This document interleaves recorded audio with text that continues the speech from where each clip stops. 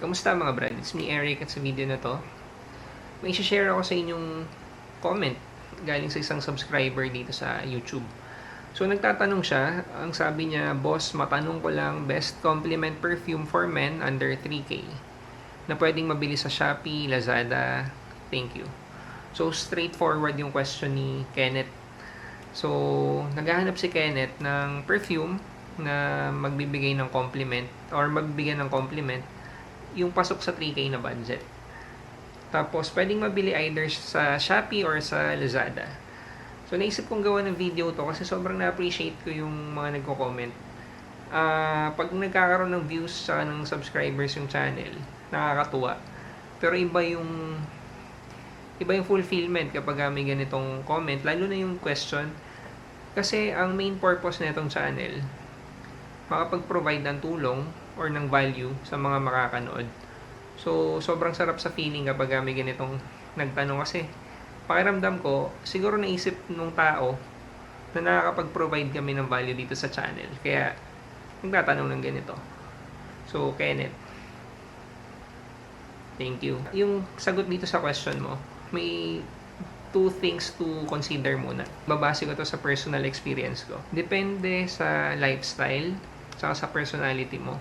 Kung outgoing ka or may pagka-extrovert or may pagka-introvert or sporty ka ba or ma-party. Depende kasi doon sa mga ganong activities mo yung babagay na perfume. Tapos depende rin kung alin doon yung mabibigyan ka ng compliment.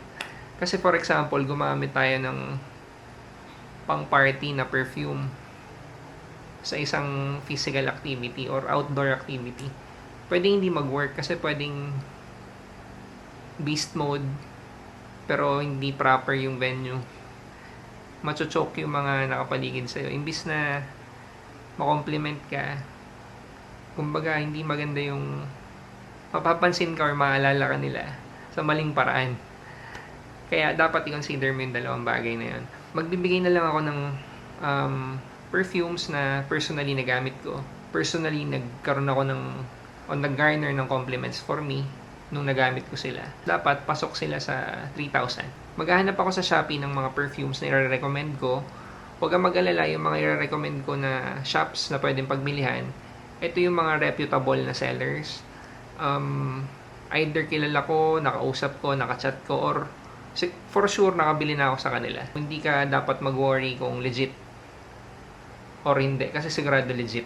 Sa 3K na budget, mixture to ng designers saka ng Middle Eastern perfumes. So, personally nagamit ko sila. Personally, nakakuha ako ng compliments sa mga taong nakapaligid sa akin nung ginamit ko itong mga pabango na to. Isa-isahin ko na in no particular order. Basta sila yung mga napili ko na pasok doon sa 3K na budget na pwede ko recommend sa'yo. Number 1, Versace Dylan Blue. Yung shop kay JP Fragrance sa Shopee. Ang presyo niya dito 3,150 pero may voucher siya so maliles pa yun. Ito is clean and fresh na manly. So, okay siya pang anytime. Pwede siyang signature scent. Pwede pang mainit. Bagay sa weather ng Pilipinas. Literal na pwede mong gamitin siya anytime. Compliment getter ba? At least sa akin, oo. Nag-garner na ng compliments yan. 3 words lang talaga yung magagamit ko to describe yan. Manly, clean, fresh. Pangalawa dito sa listahan, Armaf, Urban Man, Elixir. So yung shop naman kay Fofos Trading. Ang presyo niya dito, 2,299 pero may voucher so mababawasan pa yung presyo. Itong perfume na to is a mix of Sauvage tsaka Aventus. Ang ganda nung mix nila. Kung familiar ka dun sa scent DNA nun, parehong manly, parehong mass pleaser. So yung combination niya is more Sauvage tapos may halong konting Aventus. So for me personally, okay talaga to. Ang taas ng rating ko dito. Tsaka isa to sa masasabi kong pwede mo ipang araw-araw pero beast mode din siya. Kaya parang pwede siya pang daily pero pwede mo rin siyang gamitin pang party. Number 3 sa listahan, 9pm by Afnan. So yung shop naman na nakita ko is kay Moredo perfume shop. Sa Shopee din to. 1,971 pero may voucher din siya. So, mababawasan pa yung presyo nun. Si 9PM, very popular. Sobra. Simula lumabas to hanggang ngayon. Alternative siya for ultra male. So, kapag, ang ibig sabihin nun, party frag siya. Matamis na pabango. Ang ganda ng development ng scent. Although, very sweet siya sa umpisa. So, pwedeng overwhelming siya. Kaya kanina nag-disclaimer ako, dapat depende sa lifestyle mo. Kasi kung ikaw yung sporty na type, baka hindi bumagay yung 9PM doon. Pero kung ikaw yung tipo na ma-party or okay ka dun sa matatamis na pabango, for sure magugustuhan mo to. At kung magugustuhan mo to, malamang magugustuhan din to ng mga taong makakasama mo. Sobrang compliment getter. Number 4 sa listahan, Rasasi Hawas. So yung nakita kong shop, si HL Fragrance. Ang presyo niya dito is 2,998. May voucher din, so sigurado ako mababawasan pa yung presyo nito. Si Hawas, sabi nga nila walang takas. So FYI, ginamit ko to nung wedding. So dalawang perfumes yung ginamit ko ng wedding ko. Si Denim limited edition parfum saka Hawas, nilayer ko. Yung scent nito bubblegummy, so may sweetness saka may freshness. Tapos sobrang long lasting nga yung projection niya, ang ganda din. Bagay siya sa weather ng Pilipinas pero mag-work din siya kahit malamig. So pwede talaga siya kahit kailan or literal na anytime pwede mo siyang gamitin. Casual, pwedeng siguro kahit mag corporate pwede pa din.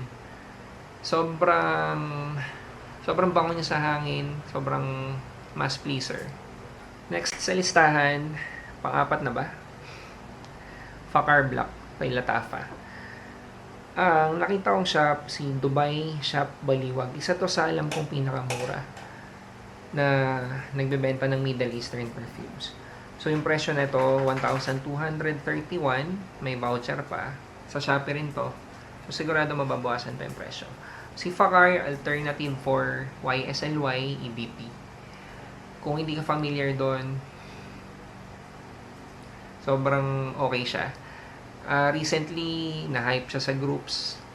Kasi may nag-post na kapag yun daw yung gamit mo, kakainin yung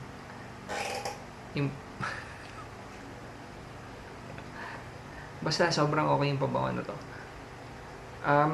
Yung vibe niya clean and fresh lang din. Ang linear pero irresistible yung scent DNA niya for women. So kung ang gusto mo is compliment getter, I assume na yung compliment na hinihingi mo is or na gusto mo is from sa mga babae, 'di ba?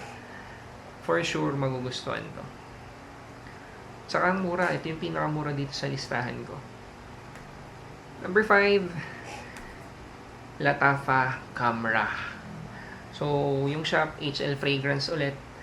Presyo niya dito, 2,398. May voucher, so mababawasan. Shopee pa rin ulit to si Camera, nanalo to ng award sa Fragrantica. Last year yata. Best Middle Eastern Perfume, kung di ako nagkakamali. Alternative naman to for Kilian Angel's Share. Sobrang popular ng pabango na yun. Sobrang mahal din. So, okay na alternative to. Beast mode. Sobrang beast mode. Na-hype siya hindi lang dahil sa scent. Pero pati yung performance, yung projection, yung longevity, yung sillage. May matamis. Para sa akin, amoy Pasko. Kasi yung cinnamon, yun talaga yung nakukuha kong scent niya eh. Pag naglakad ka, may iwan yung amoy na matamis. Bagay siya sa malamig, bagay siya ngayong December. Sabi ko nga, gagamitin ko this Christmas baka i-layer ko sa ibang perfume. So, yan. So, kung gusto mo na malalakas or mga malalakas mag-project na pabango, kung okay sa'yo matamis, pwedeng i-consider mo rin to. Okay, next. Ito naman, hindi na Middle Eastern perfume. CK1 or Calvin Klein CK1. Ang presyo niya 1,950 kay JP Fragrance.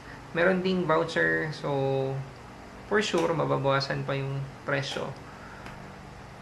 Tsaka legit to, for sure. So si CK1 naman, very popular perfume, classic, clean and fresh. Pwede siya pang unisex, pero para sa akin, okay na okay siya for men. Walang tatalo dun sa clean and fresh na vibe eh. Ang downside lang nito, katulad ng ibang mga freshie, hindi siya super long lasting. Hindi siya malakas mag-project. So, kung for example, sa isang araw kailangan mo ng perfume, sigurado ko, pag nag-spray ka sa umaga, bandang tanghali, magre-spray ka ulit. Or bandang hapon, ganun. Kasi nga, yung performance niya, hindi ganun kalakas. Although, yung scent, very okay. Kung gusto mo yung scent na noticeable, pero hindi overbearing, or hindi masyadong malakas mag-project, or yung hindi, yung hindi OA, okay to. Kung gusto mo yung subtle lang, gusto mo may mabango ka, close encounter, maamoy ka, ma-appreciate, sobrang okay to. Ang last naman sa listahan, definitely not the least, Nautica Voyage. Ang presyo niya dito, 1,317.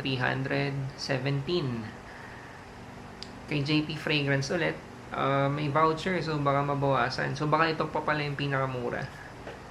Lagi ko tong nire-recommend. Staple, basic. Kung into perfumes ka tapos lalaki ka, para sa akin dapat meron ka nito. Again, ang downside lang, kasi clean and fresh siya eh. Hindi rin siya super tagal naglalast. So, hindi siya long lasting. Yung projection niya hindi rin ganun kalakas. For the first hour, okay yung projection, pero unti-unti magiging skin scent. Yung amoy niya, parang cucumber. Alam mo yung tubig, pag nilagay na cucumber, tapos nilagay mo sa ref. Ganun, parang ganun talaga yung dating niya. Ang refreshing, ang presko. Para ka ring bagong shower. So, okay siya kung sporty ka, kung lagi kang outdoor, or kung naghahanap ka ng perfume na pwedeng gamitin kahit mainit. Kasi yung ibang question, yung hindi mag-aasim kapag nainitan or pag pinagpawisan. So, definitely pasok to doon. Yun yung 8 recommendations ko na personally nagamit ko, personally nakakuha ko ng compliments galing sa ibang tao. Sana makatulong. Hindi ko sure kung alin yung mag-work sa'yo or kung alin yung much better sa lifestyle mo. Pero yan yung mga recommendations ko. Yung mga shops na nilagay ko dyan, sobrang okay din. Ilalagay ko na lang din sa description yung links para mas madali mo mahanap. Sa mga nanonood, baka may iba kayong suggestions, lagay nyo rin sa comment section. Pa-like, saka pa-subscribe. Pa-check na rin yung ibang videos namin. Salamat.